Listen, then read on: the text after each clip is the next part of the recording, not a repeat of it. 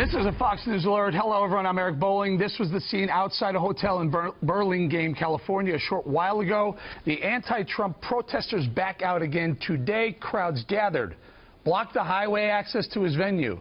Trump just wrapped up his address to the state's GOP a short while ago. You can see him right here exiting the event in a scene right out of a movie. But in order to get to the event, Trump had to pull his motorcade onto the shoulder of the highway. The group got out, had to jump a barricade, winding around concrete road barriers, ducked under a fence, and entered the venue through the back door. And it's actually an interesting metaphor for the Trump candidacy. They try to block him, but somehow he finds a way in. He reacted to the scene during his address to the California GOP. Listen. That was not the easiest entrance I've ever made. My wife called. She said, there are helicopters following you, and we did, and then we went under a fence and through a fence, and oh, boy, I felt like I was crossing the border, actually. You know, it's true. I was crossing the border, but I got here. They said, Mr. Trump, it would be really much easier, sir, if you just didn't speak today and just left and go back immediately to Indiana. And I said, you know, we can't let these people down, right? Do we agree? Well, the crowds were small compared to the bloody protest that took place last night. Let's just take a minute to look and listen to the anti-Trump protesters as they clashed with police in riot gear again last night.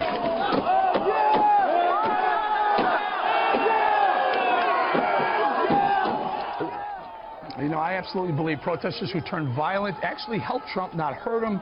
After all, who can honestly say I'm on the side of these animals? Now, Greg, your thoughts on that? Do you agree that this kind of helps them a little bit when they go crazy? Yeah, maybe. It doesn't help your cause. By the way, I was born in Burlingame. Hello, Mills Hospital. Great place. There were 20 arrests last night. I bet none of them had to call in sick for work the next day. How much you want to bet?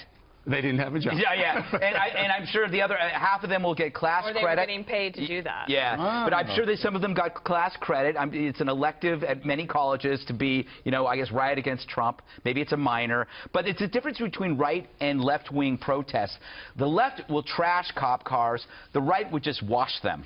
You know, because we have friends who wear blue. We have relatives who wear blue. And we also know people who drive to work every day. And we know people who run small businesses. So we're less likely to block traffic. We're less likely to break things. And we're more likely to respect police who are just trying to do their job. Meanwhile, they're being taken away from other areas where somebody could be in trouble. But instead, they're babysitting some infants. What do you think, KG, the protesters? And when they get violent like that, don't you kind of want to go for the guy that they're actually protesting? Yeah, I don't think this is hurting Trump, to be honest with you, because it just looks like that he's brave, that he's courageous, that he'll climb over fences, go through fences, do whatever it takes to get there, to do the message, that he's not faint of heart, that he's strong, has high energy, and, you know, is willing to face people who oppose him. That's what you want in a leader, right? So at the same time, it's very disappointing because I don't like to see people injured or hurt. There's a way to do this in a peaceful way to respect other people's right, yes, to assemble, of freedom of speech, and the First Amendment. So I don't like to see lawlessness, of course not, you know, as a former prosecutor.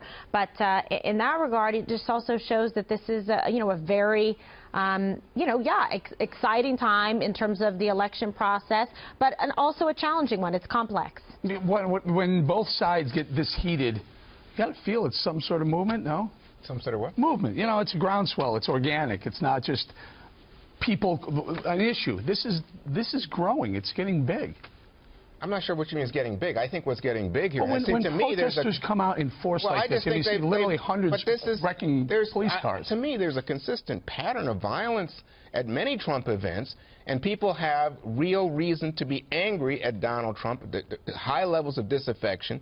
This is specifically about the immigration issue. Most of these protesters, it looks to me, are people carrying the Mexican flag, from what I can see, and saying that they don't like Donald Trump's attitude about immigrants, especially illegal immigrants. Inside, he's meeting with people whose relatives were killed by illegal immigrants. So what you have here is two dynamic political forces in American society. And, you know, I think for you to mock these people as, oh, they're violent, they don't have jobs, or they're crazy students, you know what? People have a legitimate right to protest in America. To protest peacefully, Juan. Not be violent. No one has a right to do what they did to those police cars last night. Jump on them, break windows, trash them, put people at risk. Oh, yeah. Oh, please. That's a secondary issue to the idea that there's a larger issue about illegal immigration in this country and how we treat and deal with immigration. I don't know anywhere in the Constitution where it provides for violent protests where people and property could be harmed. Yeah, I think that they definitely crossed a line last night. I mean, jumping on a cop car, that's like that's straight out of Occupy Wall Street. And it actually might be straight out of Occupy Wall Street in terms of the organization and how they get people there and organize that way. I thought that Donald Trump today handled that better. Like, that was like the best way to handle it. As Kimberly said, like, the Secret Service says, sir, like, this is bad scene, and he says, no, I'm going. I don't want to disappoint those people.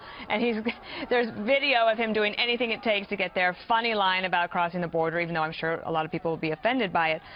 When I lived in San Diego, I read a really good novel called The Tortilla Curtain, and it's by T.C. Boyle. And it stuck with me. I think that's probably 14 years ago that I read that book. And it was really about almost like the scene that you saw last night where Donald Trump is inside meeting with families who have been victims from people that were illegal immigrants when they committed the crime. And then you have the people outside who may not be illegal, but they certainly know people who are. Or they had family members who came over illegally and the struggle that they had. And I just commend it because at the end of it, it just helps you be a little bit more thoughtful about both sides. America doesn't need to have this kind of protest. Like, we can actually have civil conversation about it, and there's a legislative way to do things. And I do think that President Obama pushing on the executive order instead of trying to go through the legislative process has exacerbated this problem. Yeah, Greg, weigh in on what Juan points out, that I guess that the protest needs to take it to the next level other than peaceful protest behind a barrier to get attention, to be seen. Well, you know, there are bad apples. It's such a cliche in every barrel. We see this on the right and we see it on the left. So you got to admit, you know, you see some guy punch somebody for no reason. On our side, that's wrong. You see this, that's wrong. But what gets me is the choice of protesting. A lot of people aren't in the system, so they don't know. Maybe you should protest taxes or government intrusion, bureaucracy, energy policy, the kinds of things that affect your day-to-day life, not just some famous candidate. Yeah, KG, or children living in poverty. I'm wondering if these protests were going on the left, an event, a campaign event for someone on the left, we would have the same reaction. You can't. I'm just blown away that you think this is okay. That they can. I didn't say it was okay, by the way. I said a legitimate protest is okay. I'm not. I think when you get involved with violence, I think that guy hurt himself when he was jumping on the police car.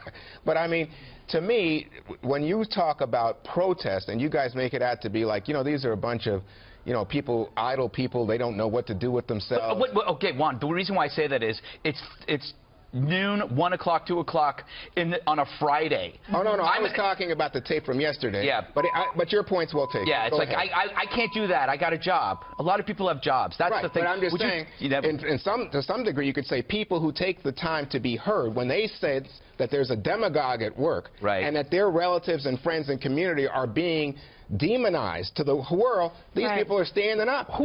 You think they're organized? Or these people are just watching TV and they see, hey, Trump's going to be there, I'm going to go out. Well, remember, we had this discussion about Chicago, right? We had this discussion in Chicago. Could you blame it on, I forget which group? Yeah, it was Soros Group, MoveOn.org. Yeah, right, and I wasn't clear on that because what we knew was that it was somehow like an online thing that suddenly everybody was texting everybody, and the kind of, I didn't know if it was a combustible. Well, no, but there were connections because there's people trying to mobilize and get everybody to go out there to do this, you know, dump Trump, stop Trump, you know, movement. But they're not doing themselves any favors, just like when you saw problems like this with Occupy Wall Street and when you saw problems like this with Black Lives Matter. Nobody likes this kind of violence and destruction of public property. And those cop cars that they're bashing the windows and breaking.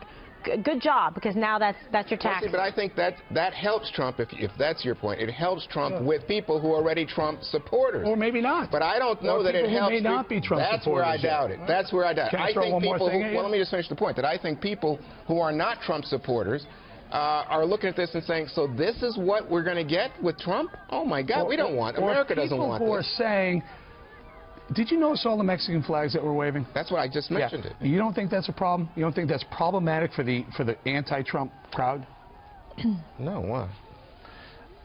Okay. You have a right to peaceful protest in America, issues that affect Americans. Right. If you're waving a Mexican flag, what are you saying? You're saying that, in fact, the immigration issue, and these people are probably, given it's California, heavily of Mexican descent, and maybe some of them are, you know, just to play to your point, illegal immigrants from Mexico. I don't know. But waving the flag is not the point, Eric. The point is that we as Americans don't have the ability at this moment to deal with the immigration issue. I think it takes away from the message they're trying to send. It might, but you can't.